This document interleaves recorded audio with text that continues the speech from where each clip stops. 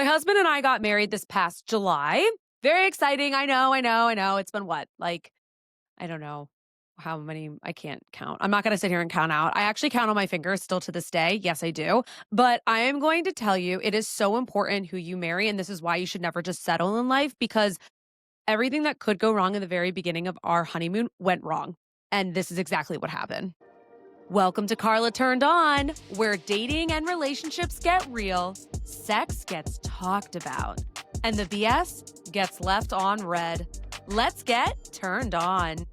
All right, let me set the scene because I think this is very important. So we got married on Lake Michigan. It was beautiful. It was awesome. It was everything we could have planned for, except except that we did change our wedding date. We were going to get married on a Saturday, and I believe it was like a Tuesday. Maybe it was a Wednesday. And we saw that there was hail in the forecast for the Saturday, and we were like, nope, we're going to move it to that Sunday. And thank God the photographer was like awesome and super flexible. And you're probably like, what is she talking about? Yeah, we had a very small, intimate wedding with family. But I'm going to tell you right now with the honeymoon. So we left directly from Michigan to Chicago, flew out of Chicago to Heathrow, and then to Norway. I'm going to tell you right now, Norway was fucking awesome. Honeymoon or not, coupled or not, solo trip or not, trip with your girlfriend or guy friend or not, go to Norway. It was incredible. And also, the food in Norway is next level. I know. Everybody was like, what? The food in Norway? Yes. It is just so delicious and fresh. And I love seafood. Like, get in my belly, seafood. It was just so good. Honestly, amazing. Like, thank you, Norway. I will say, though, the hikes are next level. Okay, I know I'm digressing. We get to Heathrow. We have a long layover. If you've ever traveled to Heathrow, I absolutely hate Heathrow Airport. I absolutely do. No offense if you work there or if you're from London. Totally. Look, like I've got family in England. Like I love England. Okay. I'm not hating, but Heathrow sucks. And we had a lot of time. So we were like, weren't even worried about our luggage getting to Norway. We land in Norway. And the cool thing about landing in Norway when it is light out for a majority of the night was that it felt like it was still early, even though it was super late. So we land in Norway and we stand there at the luggage corral for a very carousel. I don't know what I just said. We sit there and we wait and we watch everybody else get their bags and we wait and we watch everybody else get their bags and we wait. And then we each take a lap around the luggage area and we see nothing. And we're like, cool, our luggage didn't come. So in the meantime, shout out to my sister. I love sisters. They're just the best. She was driving home from the wedding in Michigan and was like, oh, I'll call the 1-800 number of the airline and I'll make sure that we track your flight track your bag down and get that for you. So my sister was on it. It was great. So grateful for her. And I was like, thank you. Because it was our honeymoon and we just like wanted to get to where we were going to go. So fine. We end up at this really cute bungalow area right out of Oslo. And we weren't staying in Oslo. We were going to Lewin, which is like a 6.5-hour drive from there. But the first night we were like, we want it to be cute. We're going to stay in a bungalow and then we're going to go to Lewin. We get to the bungalow. And mind you, it's like 10 p.m. and it's still light out. So it doesn't feel that late and nobody's around. Nobody's around. And I look at the reservation. And of course, we had just gotten married that Sunday. We left Monday.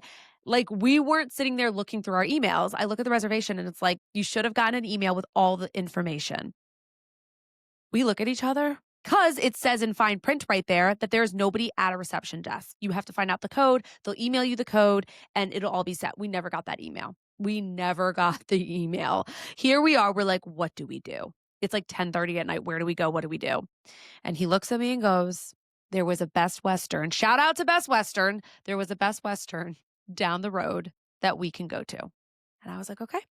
So we go to this Best Western. We're like, hi, can we reserve a room?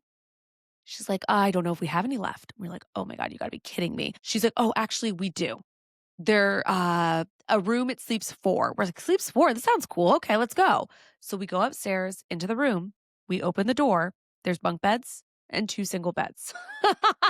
And that is how we spent our first night of our honeymoon. And we didn't get our clothes until 3 to 4 days later. So the next day we had to go to a shopping mall, find clothes. I mean, all the things.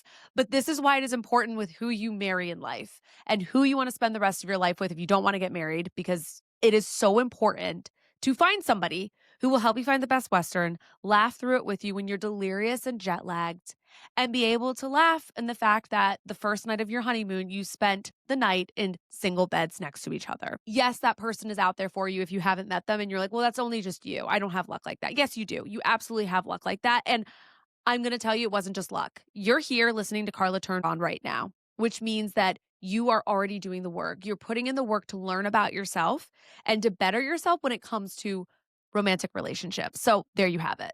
Okay? No excuses. And if you're dating somebody and you're like, yes, I have this person that I would want to go find a Best Western at 10:30 at night with no luggage on the night of your honeymoon.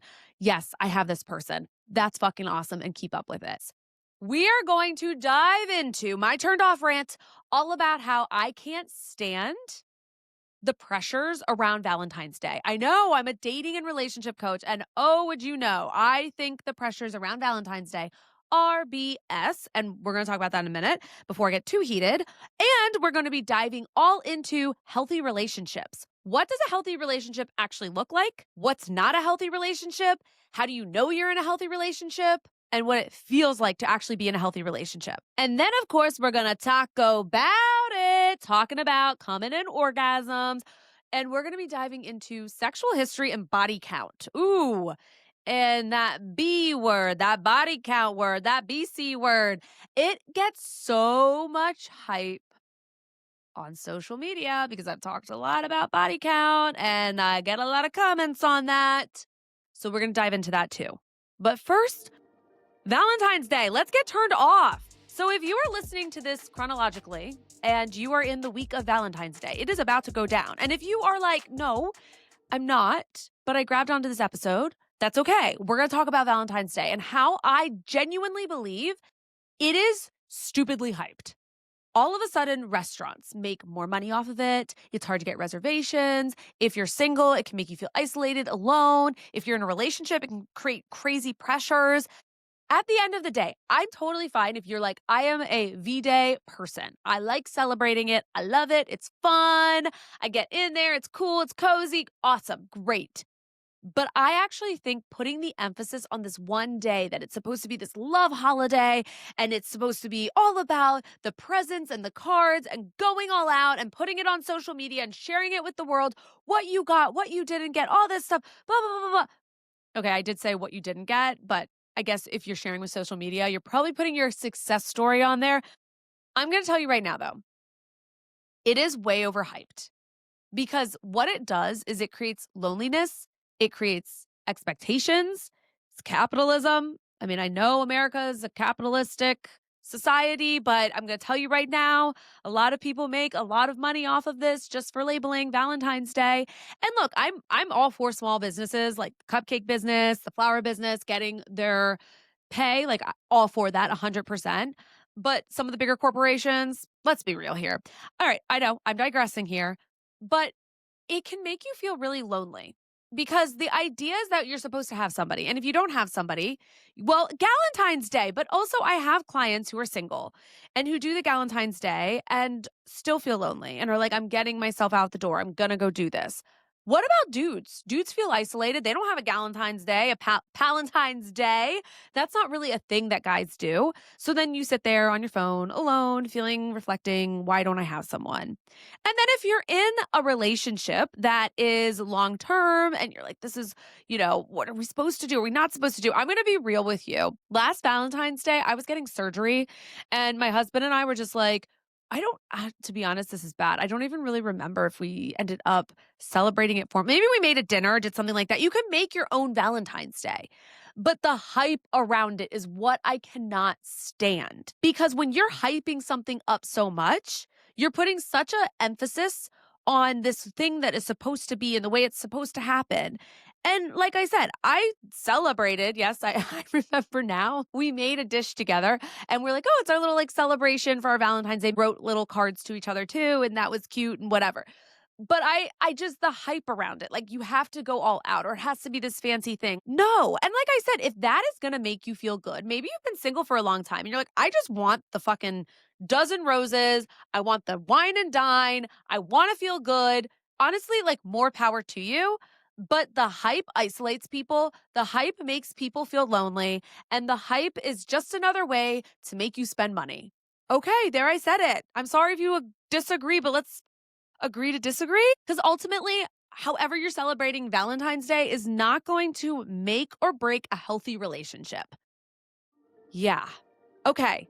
Let's go into that. When you're dating, or you're thinking of dating, or you're single AF, or you're in a relationship, maybe you've come from relationships where they weren't healthy before, and you're like, I don't know what healthy looks like. What should this feel like? What should this be like? I am going to break down because I think this is so important to know what's not healthy and then what is actually healthy when it comes to relationships. I'm going to be honest with you. When I started dating my husband, I had been in unhealthy relationships in the past. The last relationship that I was in, I talk about this in Carla Turned On, and there's going to be an episode all about this that will be coming up at some point around infidelity and ending things that's really hard and cheating and all that kind of stuff. But I'm going to tell you right now that when I was in this relationship, I ended an engagement. I know I've talked briefly about this before in Carla Turned On, but I was in an engagement, I ended it.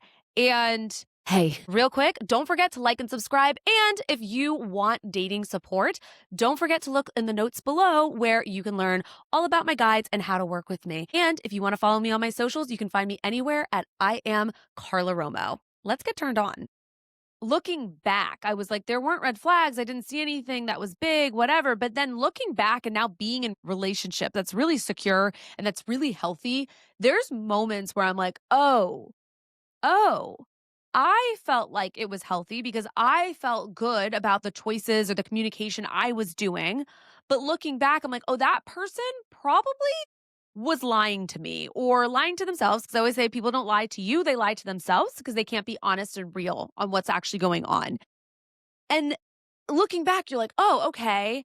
But at the time, what do you know? Like, do you know it's healthy? Do you know if it's not healthy? I wouldn't say that that relationship that I was in was unhealthy. I think there was components of that person not being healthy into the relationship. I worked really hard in that relationship. I did a lot of therapy during that relationship and I did a lot of actually personal healing, which allowed me confidently to end that engagement when I realized, oh, there's infidelity going on amongst other red flags that I observed that were really big because I was like, "Oh, I can't do this. I've done too much work around this at this point that it's like you can't." It's one of those things, it's like once you see it, you can't unsee it, and you're like, "Oh, yeah, this is not good." And I, at that point, was like, I know what my worth, I know what I stand for, and I can't continue on with this." But I have to say, once getting into my relationship now with my husband, my marriage, right? But the relationship aspect when we were dating, oh my God, I like it was such a difference in terms of like the way things evolved. Whereas in previous relationships, not just the one that I talked about, but other relationships, I always felt like I was the one moving things forward. Like I was the one initiating the conversations, the harder conversations. I was the one that needed to bring up and repair the conflicts and hey, we need to sit down and talk about this. Like, I was always the one coming to that person to do those things. In my marriage, in the relationship I'm in now, it's a partnership. Like it really feels different. If I bring up a concern, it's not, I feel like I need to fight for myself and share this so I can be heard. It's, oh, I'm being heard, but also we're not trying to hurt each other. So let's talk about this. Let's resolve this and let's work through it and move on. And actually, let's work through this, move on. And now we feel so much stronger and closer because we understand each other better because of the conflict repair. And I know I'm going on and on about this. And I told you I would break down exactly what healthy looks like and what it doesn't look like. But just from my own experience, because if you're like, I don't know what this looks like, I've been there before. And if you're like, I think I know what this looks like. I don't know. I'm not sure. We're going to talk about all that right now, okay? But what people actually think healthy should look like. Oh my God, it should just be perfect. It should be butterflies. You should be happy all the time. Everything should just be really good. It should feel easy. That's bullshit. It should feel like, there's no conflict. Everything's great. No, if there is no conflict, you are in a unhealthy relationship. I'm going to say that right now. And if there is so much conflict and there's no repair, you're also in an unhealthy relationship. It can go either way. All right. But you need conflict to actually move forward relationships. Another big thing just going to break down is chaos does not equal passion. So these ups and downs, these highs and these lows, this amazing sex and we make up and it's great and all this, that does not equal a healthy relationship. Actually, what you're describing is dysregulation of your nervous system, of your partner's nervous system. And as a result, you're not landing into feeling co regulated and secure. That's not healthy. Those ups, those downs, those highs, those lows, I don't know what I'm going to get from this person. No, that is not a healthy relationship. That's chaos. Dysfunction. Another really big thing is feeling like you have to earn the love. Okay, that was me in a lot of relationships in the past when I was super codependent. I felt like I wasn't enough or lovable just as I was. So I needed to fix somebody or I needed to get them to see how worthy and amazing I was so that then that would deem me as worthy and amazing. Okay. Like, yes, I worked through a lot of that, broke free of my codependency, but that is how I dated for a very long time. And that is not healthy love. When we are looking at healthy, thriving relationships, okay, we are looking at a place that feels safe. My client this morning, we were on our call and I was talking with her. I've been working with her for some time and I was talking with her about her past relationships and how these relationships were. She's been in abusive relationships. She's been in very just power dynamic relationships, avoidance, all that kind of stuff played out in past relationships of hers. And we were talking about what a healthy relationship would feel like, what that would actually look like for her. She said it was Michelle Obama described a healthy relationship as like wanting to be with somebody is feeling like you're at home. And there is this level of comfort. You feel ease, you feel relaxed. And if you're anybody who has grown up in a family of dysfunction, home might feel chaotic. So the idea of home for a chaotic upbringing might be why, right? These patterns have come up of picking partners who were emotionally unavailable, picking partners who weren't healthy for you, picking partners who were abusive or addicts of some sort or having serious mental health crises that they were not taking care of. If you have to be over explaining your needs in a relationship, it is no longer healthy. And I am not talking here about you're expressing your needs and your partner's being receptive and listening. I am talking about you are telling your partner, I need this from you. And yes, I do believe that we have to meet our own needs in relationships because your partner's not going to meet everything. But this is a core need. You aren't feeling listened to, or you aren't feeling validated or heard in communication with that person. And you're asking them, hey, would you be open to trying this differently? And they're not open and they're not listening. That is a problem. Another really big thing is that hot and cold. So if anybody's giving you the silent treatment or you get into these explosive arguments and then there's no apology afterwards or there's no discussion about how to move forward differently, but you kind of brush it under the rug and move on, that is not healthy. Those are not normal things to experience in relationships. I can tell you that right now. I used to think that was normal. I used to think, oh, that's, okay, great, we're good. Or actually, to be honest, I dated this guy in college for a long time and I used to actually think that because we didn't argue that we were in a healthy relationship. That is not healthy at all. That was very unhealthy because why? When you're not arguing or you don't have any type of conflict, that person or you or somebody in the relationship's needs are not being met and that person's not speaking up and they're not being heard. The other flip side to that too is you as a partner can't go anywhere with it, right? You're not in a true partnership with somebody because they're just letting you lead, vice versa. So that's also a problem. But another thing that shows unhealthy partnership is waiting for potential to kick in. I always say fall in love with damn reality. Do not fall in love with potential. The second that you try to fall in love with potential in any type of relationship, you are setting yourself up for failure because even if they hit that potential, it might not actually be the potential that you had in your mind, that you self-created, that you fantasized about, that one day they'd get there and it would all be perfect and great. And guess what? They might get there in their own potential and their own way of hitting reality of where they are and where they've transformed, but it might not actually match up to what you need and what you wanted in your expectations. So you're setting yourself up for more disappointment. And then you're really setting yourself up for disappointment because if they never get there, they never get there. And here you were waiting for something that doesn't actually even exist in the now. What healthy love actually feels like. Okay, I just want you for a moment to think about this, okay? I want you to picture what would healthy love feel like? And I'm talking about a feeling, like a sensation. Would it be a sense of, like, calm? I mean, I always in unhealthy relationships, God, my gut, it just roared. It roared, it roared, it roared. There is a feeling, an uneasy feeling when you are in an unhealthy relationship. It's distressing. I had a client, she was like, "I just kept getting yeast infections nonstop, and I knew this is not a healthy relationship. I was so stressed." If you think about these things, and any guys who are listening are like, "What?" Women can get yeast infections through total hormonal shifts, stress, all those things. It's just part of health. It's all good. But I will say this, that when you are in a healthy relationship, there is a sense of calm. There is a sense of regulation. And when I say regulation, I'm talking about our nervous system. And I'm going to break this down exactly what I mean by the nervous system. We operate as human beings, we fluctuate on different levels, right? Of being really stressed out to not being stressed out to feeling like we have our shit together to not being excited, all of those things. When our body is so stressed, our cortisol levels spike, and therefore we can get into the fight or flight, fawn or freeze. I'm going to add that in there too because it's fight, flight, fawn or freeze. The F's. My favorite word is fuck, but I digress. If you think about the different stages of this fight or flight response, I'm just going to call it that instead of all of them every time. But you are in a distressing state. You don't feel great. You can't make up your mind. What I always say this to clients who are in conflict with their partners, take a step away because if you try to resolve anything in that moment, your cortisol levels are spiked. You are in a stress response. You are probably in a fight or flight response. And then, therefore, your nervous system is dysregulated in those moments. You can't actually think straight. It is actually impossible for you to think straight in those moments. Yeah, I know. You're not thinking rationally because your brain is going, I need to protect and defend. That is the number one thing here. So I'm flipping on my brain to say, this is what we're doing right now. We're figuring this shit out.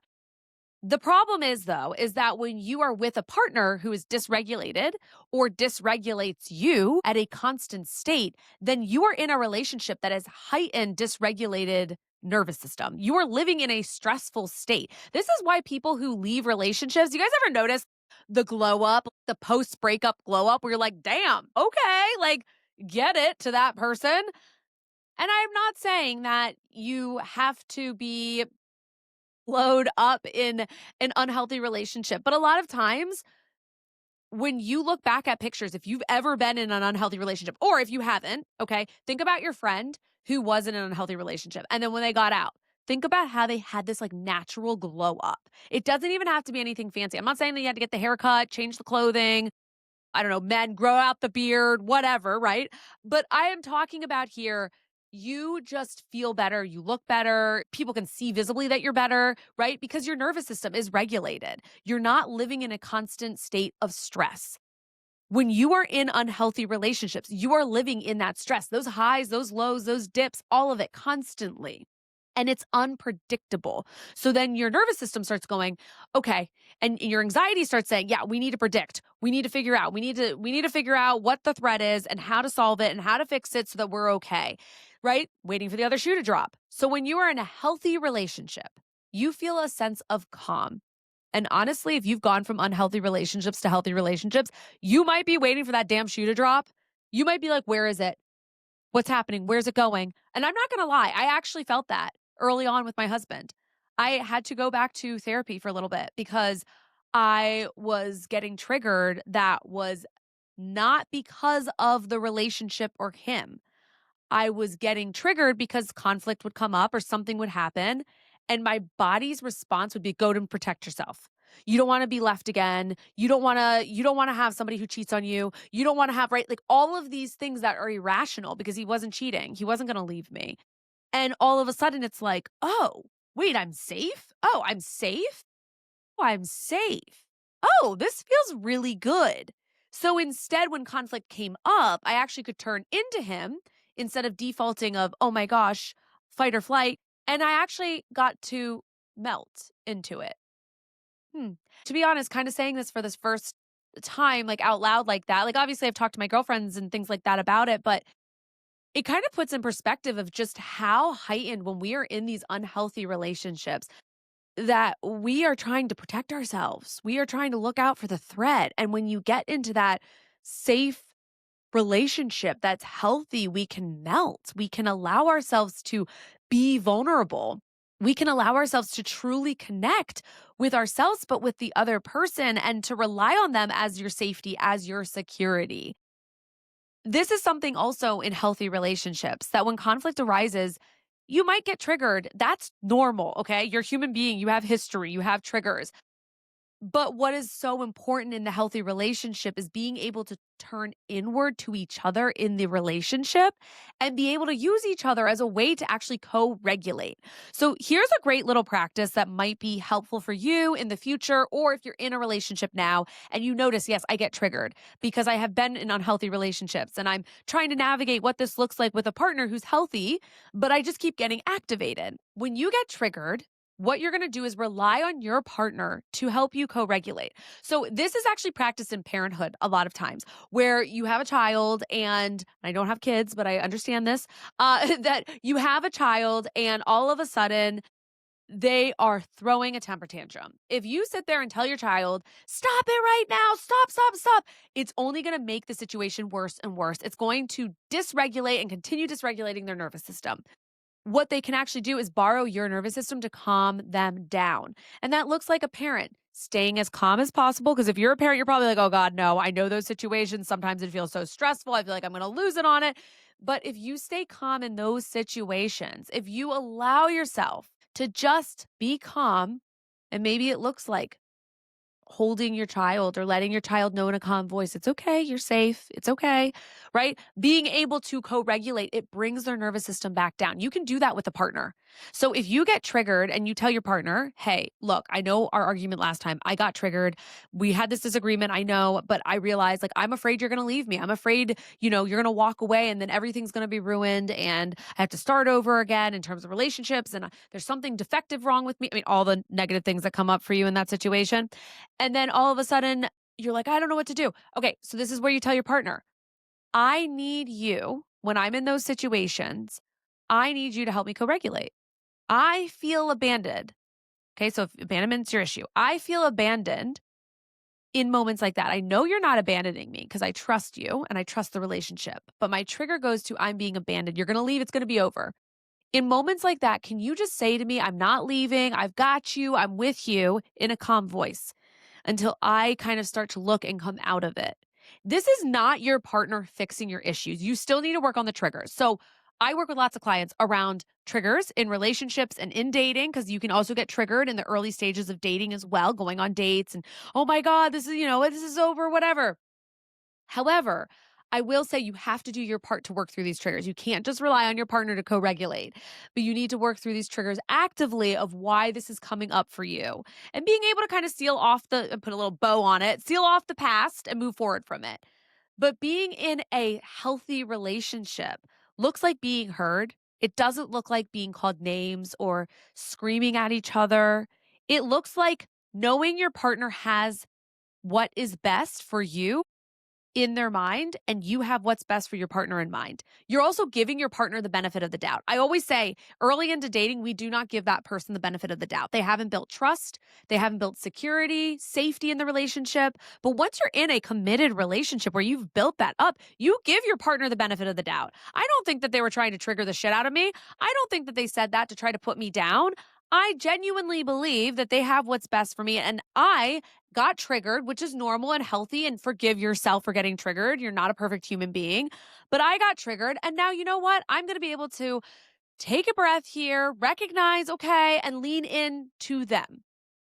Be able to recognize they didn't mean this on purpose. It's time to forgive and move forward, right? And talking through that conflict. That is, my friend, what it's like being in a healthy, stabilized, nervous systemistus way. I don't know what I'm trying to say here. Relationship. That is how you know that you're in a safe relationship, is when you can go to somebody, you're not walking on the eggshells. You feel safe and you can what? You can melt into them. But here's the thing too. When we talk about feeling safe, you also want to feel sexually safe with someone. And this is what we're going to get into with our taco about it. Okay, I just have to say, every time I say taco, I always picture a taco. And right now I'm thinking about, a Baja fish taco. I just am. I just am craving it right now. I freaking love a good Baja fish taco. Okay, I know I'm digressing. And also, ugh, I went to a place and they made it with tilapia. Not good. Not good at all. I do not recommend a tilapia Baja fish taco. So there you have it. Next time you go to a Mexican restaurant and they've got Baja fish tacos, if it says tilapia, maybe reconsider. Unless you're like, no, I like tilapia. That's my jam. All right. Hey, to each their own. We can have different tastes, different flavors here. And maybe you're like, Carla, I fucking hate the Baja fish taco. What's wrong with you? Right? And you're like, I like my carnitas or asada or whatever. Okay, I know. I'm totally digressing here. But we're going to discuss right now all about body count and sexual history. Because when you are sleeping with someone, unless it is your first time, which I have had clients, I haven't had that many. It's not like a huge, overwhelming amount of clients have never had sex before working with me. But I've actually had a good amount of clients who haven't had sex before we worked together. Okay. So I get it. But aside from those clients, right, or you out there who maybe you're like, oh, I've never had sex. Okay, fine. But I'm going to tell you right now, when you are dating somebody, they probably have a sexual history. And this is what you need to talk about when you are going to be sleeping with somebody or you're sleeping with someone. One of them not being body count. And I am going to debunk a myth right now and right here. Body count does not matter. People try to say it does. People try to say, oh, it means that you're going to have STIs. Nope. Nope, because if you talk about sexual history in the sense of, hey, have you been tested? Are you sleeping with other people while also sleeping with me? And you're building this rapport of trust and safety sexually with somebody, then it doesn't matter because you're talking about testing, right? Because people be like, oh, well, you're going to have all these STIs. Oh, it's gross, blah, blah, blah. No, actually, there's some people who have slept with many people and never got an STI. And guess what? You can sleep with one person and get an STI because they slept with somebody else. So you can get them from not just the number of how many people you're sleeping with. Ugh, I feel like body count should just be like a turned off rant. This is almost like taco turned off 2.0 plus taco meets body count. No, I'm going to tell you right now, like it bothers me so badly because it's just not true around this whole idea of like, oh, body count means, you're a slut, or if you're a dude, like you're like cool and like, look at you, it's okay. Or if you're a dude, like disgusting, whatever. It's just sex. And yes, okay. You could rebuttal and say, well, if somebody slept with like lots and lots and lots of people, couldn't that mean there's underlying things going on? Absolutely. It 100% could mean that there's underlying things going on. But knowing someone's body count is irrelevant to being in a relationship with them. What is important is how they view sex and their relationship to sex. It's not about the number here. The number of body count, although you might be curious and a little nosy, right? The number around body count is a symptom if there's something deeper going on to their relationship to sex. Yes. Okay. Like that correlates and that's fine. But just saying that somebody's body count, all of a sudden they're a slut or they're disgusting or whatever. I'm going to tell you right now, I once posted a video about how there's more important things to talk about around sexual history than body count with somebody that you're sleeping with. I got the craziest DMs. I got so much sexual harassment. Somebody commented, I'm sorry, this is like insane. And I laugh about it because it's so ridiculous. Somebody actually commented, oh, I bet the football team ran you through you in high school. I'm like, high school? Sir, I am in my 30s. What are we talking about high school right now? Like, what is going on here? Like, the comments are insane. I was also getting comments of people literally calling me a slut and a hoe. I mean, it was wild. I even had to like deactivate the comments, and then somebody came on another video and was like, oh, why don't you just, why did you deactivate the comments? And I literally wrote, because I was being sexually harassed and I do not accept that type of behavior. And then that person was like, oh, and clearly deleted their comment because they realized, oh, maybe I shouldn't just blindly post and give somebody a hard time who's choosing to create boundaries for themselves. But back to body count, it gets people really hot and bothered in more ways than one because people have such a problem with it. There's also these like checks and balances of numbers around body count where people are like, oh, if they've slept with this many people, that's okay. But if they slept with that many people, not okay. And as a society, there's a lot of culture around if a woman has slept with more than a man that she's sleeping with, then that's not okay and that's disgusting. That he's okay to sleep with more women, but she has to have slept with less men. That's also not true, okay? Sex is a very natural and normal thing that we can do with another person. We do it for pleasure. Like, let's be real.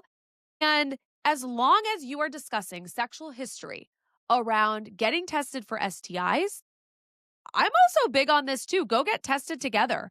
I mean, you don't have to go to the same place. Like, if you go to your doctor's office, whatever, but hey, why don't we both get tested? Let's make sure we're good. And then we can talk about what type of protection to use. That's fine. I mean, you've got to talk about these things. Another big thing too is talking about sexual history around birth control. If she's a woman and you're having sex with her, is she on birth control? What are her viewpoints on birth control? Also, it's important as well to discuss in depth what makes you feel safe.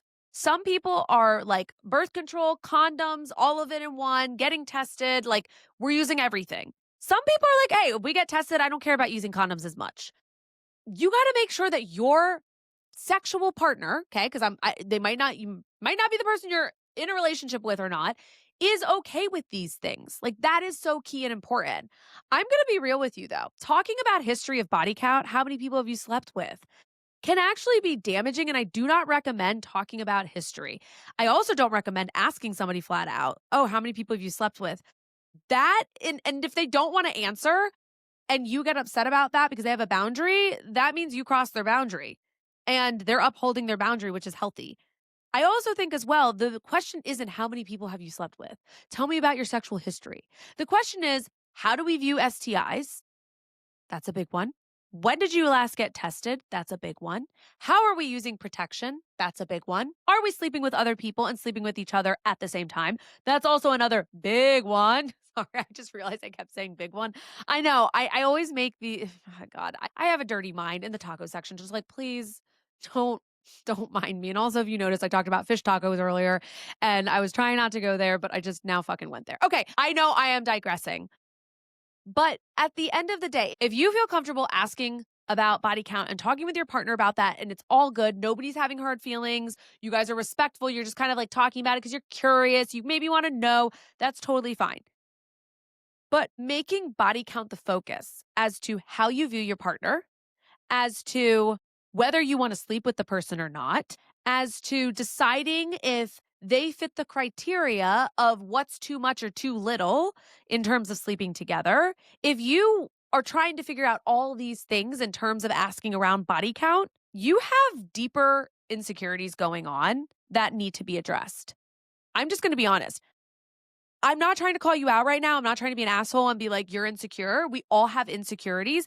But if there is this overarching need to know what the number is and you're fixated on it, I'm going to tell you right now that there is something deeper going on around your connection and your relationship to sex. Look, I get you might be curious. And if you just want to know because you're curious and like, yeah, I'm just kind of curious, whatever, fine. But if you're using it as a form of control, as a form of being connected to this person, there is something deeper going on. It is not just about the body count, it is about probably feeling adequate as a sexual partner, feeling worthy or feeling loved or enough. Maybe in your upbringing, you were told that sex is a sacred thing and that you should only ever do it with one person and there should be a timing around it. And if you do it with somebody else, then you're shamed. A lot of people have sexual shame. Maybe you have sexual trauma in your past too, right? Like, I don't know. And I am not trying to say that there's something wrong with you. Everybody has insecurities. But if you're fixated and this is how you are deciding whether to sleep with someone or not, that is not healthy. What is healthy is to have conversations to make sure you're protected, have conversations to make sure they're protected, have conversations to make sure the STI thing checks out, have conversations to make sure you guys are aligned on boundaries of who you're sleeping with currently and not in regards to also being tested. That is healthy. Those will help you distinguish in a healthy way to sleep with somebody or not and how to make up your mind around those boundaries. But if you are fixated on their sexual history and their body count, you've got bigger fish to fry. Okay, sorry. I just had to say that because we're talking about Baja fish tacos. Anyways, but I am going to say this is your permission slip to evolve. This is your permission slip to have a different type of relationship with sex and your judgments around it. Because at the end of the day, if everything checks out, you guys are clean, the other person's clean, their sexual history really shouldn't matter. Happy fucking. God. Loved this episode? Rate it 5 stars, hit that subscribe button, baby, and leave a review. Do you want to work with me? Grab my dating courses, apply for my coaching at carlaromo.com or find it all in the show notes, and give me a little follow at I am Carla Romo on Instagram, YouTube, and TikTok. Catch you next time and stay tuned. Carla Turned On is for educational and entertainment purposes only. This is not a substitute for therapy. For professional support, please reach out to a licensed mental health provider.